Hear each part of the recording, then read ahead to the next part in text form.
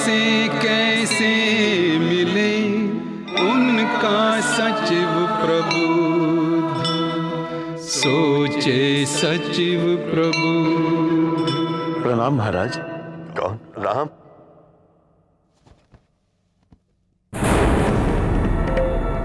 सुमन, तुम आ गए? अरे तो पहले राम को मेरे पास भेजना चाहिए था। मुझे पहले राम, जानकी और लक्ष्मण को देखना है। जाओ जाओ, शीघ्र बुलाओ उन्हें।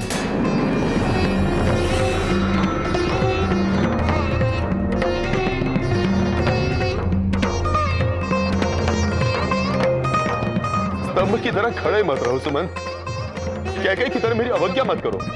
जाओ शीघ्र बुलाओ उन्हें। मुझे क्षमा कीजिए महाराज, मैं आपकी आज्ञा का पालन नहीं कर सकता। मैं वन से अकेला ही लौटा हूं महाराज, मैं वन से अकेला ही लौटा हूं। मैं न राम को वापस ला सका, न लक्ष्मण को वापस ला सका, न सीता को वापस ला सका महाराज।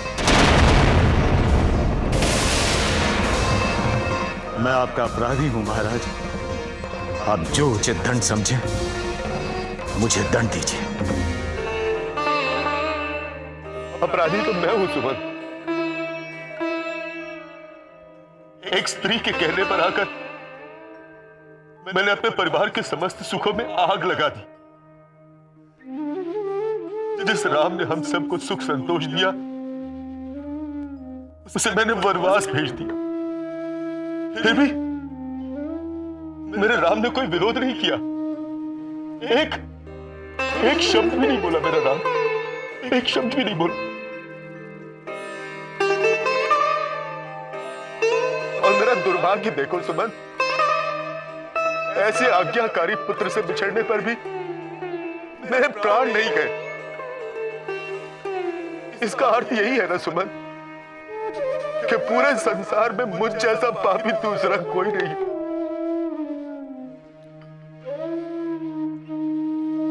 महाराज, आप जैसे शूरवीर और धैर्यवान पुरुष के लिए इतनी दुर्बल मानसिकता ठीक नहीं है।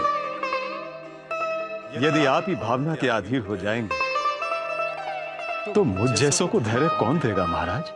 राम, राम, राम। महाराज, कृपया शांत हो जाइए। रघुनंदन राम ने जो आदर्श विश्व के सामने रखे हैं, आपको उन पर गर्व होना चाहिए। सुमंत, राम ने मेरे लिए कोई संदेश तो दिया होगा? हाँ महाराज। तो सुनाते क्यों नहीं तुम सुमंत? सुनाओ ना, मुझे उस संदेश में मेरा राम दिखाई देगा। जो आज्ञा महाराज। जब निषाद राज के साथ रघुनंदन गंगा पार करके जाने लगे तो उन्होंने मुझसे कहा, पिताजी से मेरा प्रणाम कहिएगा और उनके पांव पकड़कर विनती कीजिएगा कि वो मेरी चिंता ना करें। उनकी कृपा और पुण्य से मेरा वनवास मंगलमय होगा। उनसे कहना कि उनकी आज्ञा का पालन करके 14 वर्ष के बाद उनके चरणों के दर्शन करने सीता और लक्ष्मण के साथ कुशल पूर्वक लौट आऊंगा। अवधवासियों और परिवार से अनुरोध करके मेरी विनती सुनाना कि वही मनुष्य मेरा हितैषी है जिसकी चेष्टा से महाराज सुखी हैं। सुमंत जी, भरत के आने पर उसे मेरा संदेश देना कि राजा का पद मिलने पर भी नीति ना छोड़े, मन, वचन और कर्म से प्रजा का पालन करे और सब माताओं को समान समझकर उनकी सेवा करे। ये मेरी विनती है। राम, राम, राम।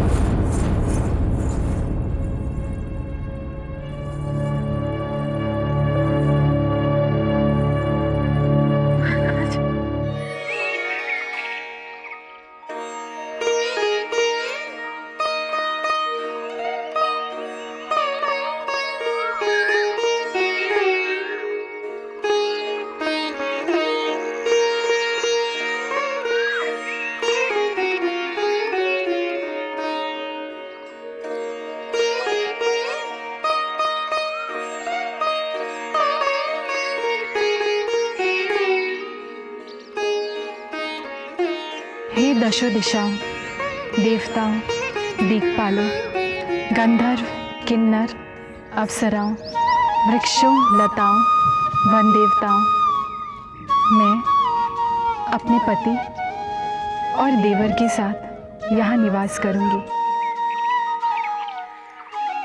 हमारे इस निवास के लिए मुझे आप सबका आशीर्वाद चाहिए। हमारा वनवास सफलता से पूर्ण हो और किसी भी प्रकार की कटुता को मन में स्थान ना मिले, यही मेरी आंतरिक इच्छा है। आप हमारे रक्षक बनिए और मेरे पति की और मेरे देवर की रक्षा कीजिए, यही मेरी आपसे विनती है।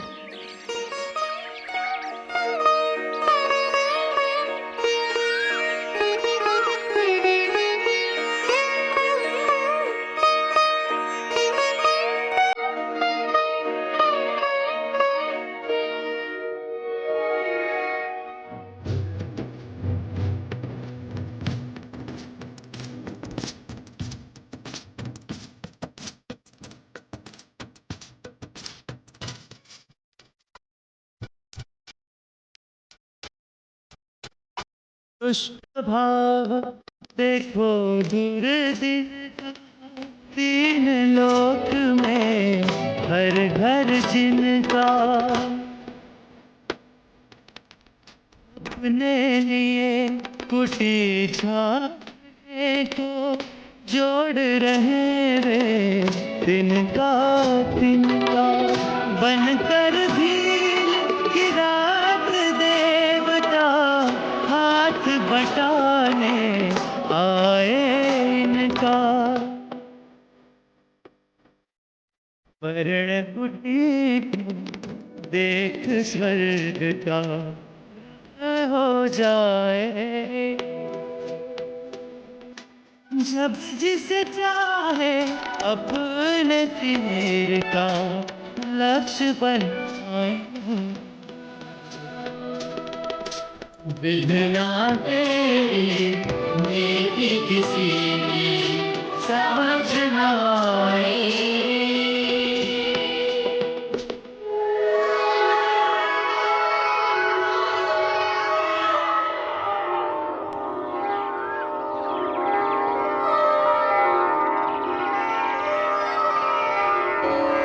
ओम चंद्राय नमः स्वाहा स्वाहा ओम चंद्राय नमः स्वाहा स्वाहा ओम चंद्राय नमः स्वाहा स्वाहा ओम श्री सूर्याय नमः स्वाहा स्वाहा ओम श्री सूर्याय नमः स्वाहा स्वाहा ओम श्री सूर्याय नमः स्वाहा स्वाहा ओम श्री सूर्याय नमः स्वाहा स्वाहा ओम श्री सूर्याय नमः स्वाहा।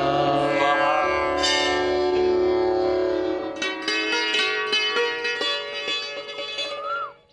रघुनंदन, वास्तु यज्ञ और वास्तु शांति पूर्ण हो गई है। आज के शुभ दिन सौम्य नक्षत्र पर आप अपनी पत्नी और भाई के साथ अपने कुल देवता को स्मरण कर गृह प्रवेश कर सकते हैं। आप सबकी शुभकामनाएं और आशीर्वाद सदैव हमारे साथ रहे।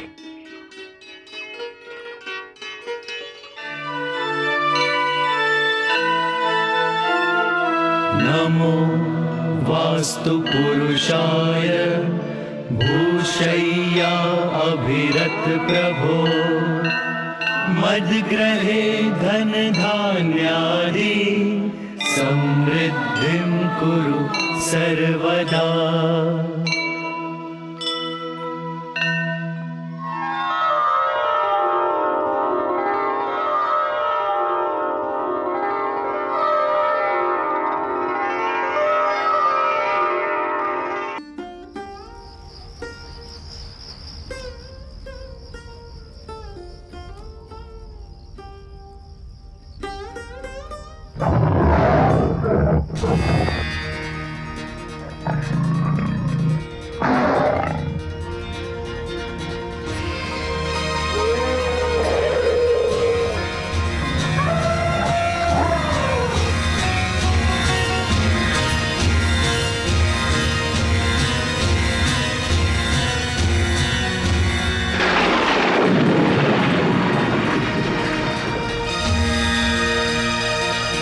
रघुनाथ, कहाँ खोए हुए हैं आप? पिताजी की याद आ रही है। आज अयोध्या छोड़कर वन में आने की 5वीं रात्रि है। सीते, पिताजी ने हमें बहुत प्यार दिया है। पिताजी की तीसरी महारानी ने भी हमें बहुत प्यार दिया है भैया। लक्ष्मण, तुम्हारे मन में अब तक कटुता है? अब तक?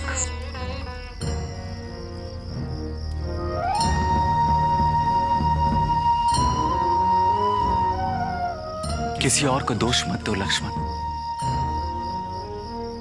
वही होता है जो भाग्य में लिखा होता है। जीवन का अर्थ समझ लो लक्ष्मण। जीवन, जीवन में ही वन छुपा हुआ है। हाँ भैया, इसलिए जब हम सब मिथिला से अयोध्या लौट रहे थे और राजाओं के साथ हुए युद्ध में भरत मृत्यु शैया पर था, तब आपने उसे जीवन दिया था भैया। और भरत ने आपको वन दिया। क्यों? क्योंकि जीवन में ही वन है। लक्ष्मण, भरत के लिए ऐसे विचार भी मन में मत लाना। भैया, क्या भरत की सहमति के बिना छोटी माँ? नहीं लक्ष्मण, तुम्हारी सोच अनुचित है।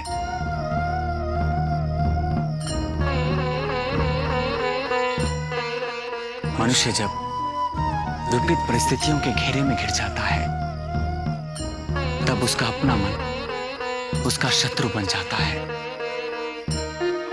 जिस कारण मनुष्य अपने प्रियजनों पर शंका करने लगता है। जो तुम भरत पे कर रहे हो लक्ष्मण, कुटिलता, स्वार्थ, षड्यंत्र जैसे शब्द भरत के शत्रु हैं। भरत आदर्शों की पूजा करता है, आदर करता है।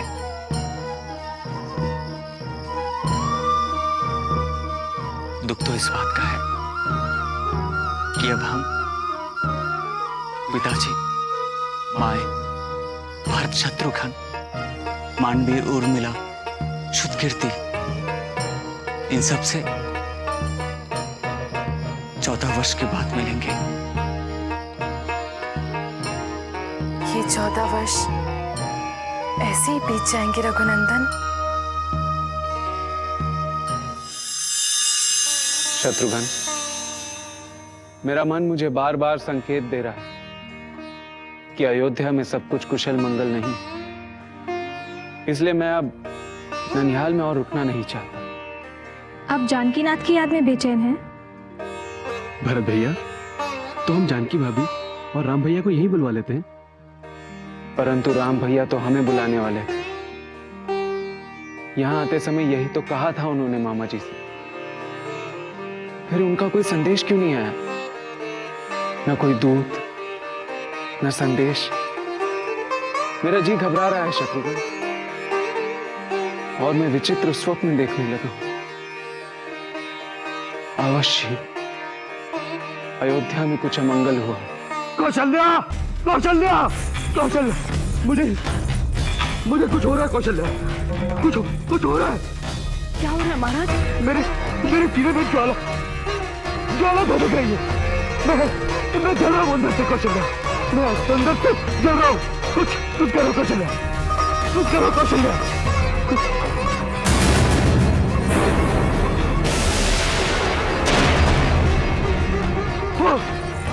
वो देखो कौशल्या, यमदूत, यमदूत, मुझे यमदूत दिखाई दे रहे कौशल्या। वो देखो सामने खड़े हैं। कदाचित वो मेरे प्राण लेने आए हैं। कौशल्या, मेरे प्राण लेने आए यमदूत। मैं राम को देखे बिना मरना नहीं चाहता कौशल्या। मैं राम को देखे बिना मरना नहीं चाहता। मेरा धनुष कहाँ है? मुझे मेरा धनुष और बाण ला कर दो कौशल्या, शीघ्र। मैं इन यमदूतों से युद्ध करूंगा, युद्ध। परंतु इस युद्ध में मैं कैकेयी को अपने साथ लेकर नहीं जाऊंगा कौशल्या। कदापि नहीं, क्योंकि आज मुझे ज्ञात हुआ है कि कैकेयी को साथ लेकर महादैत्य शंबर के साथ किया वो युद्ध में जीता था, वो मेरी जीत नहीं थी कौशल्या, वो तो मात्र मेरा भ्रम था।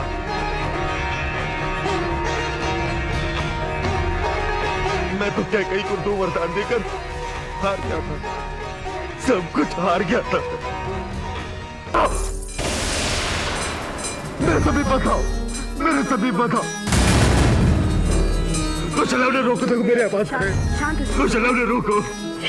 शांत हो जाइए महाराज, शांत हो जाइए, शांत हो जाइए। आप ही धीरज खो बैठेंगे तो हमें धीरज कौन बनाएगा? राजा अगर हार मान जाएगा तो प्रजा का क्या होगा?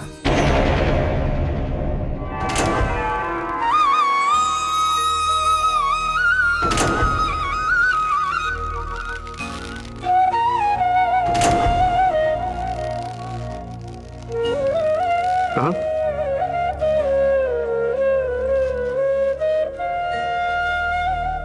हाँ?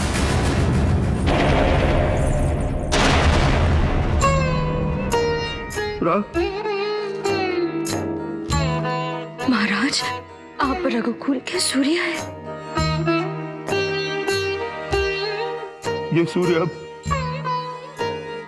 अस्त होने वाला है सुमित्रा, ये सूर्य अब अस्त होने वाला है।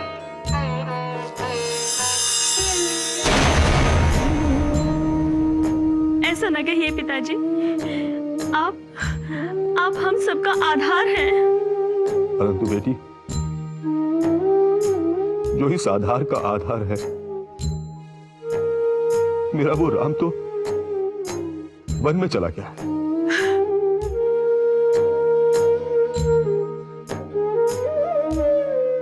कौशल्या, जीवन के इस काल पर आकर अनुभव हुआ है कि मनुष्य को अपने किए हुए पापों का प्रायश्चित करना ही पड़ता है। आपने कोई पाप नहीं किए।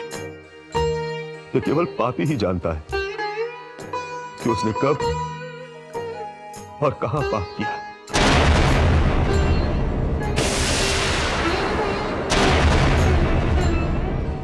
मैंने पाप किया है कौशल्या, और मुझे उसका श्राप मिला है कि मेरी मृत्यु पुत्र वियोग में होगी।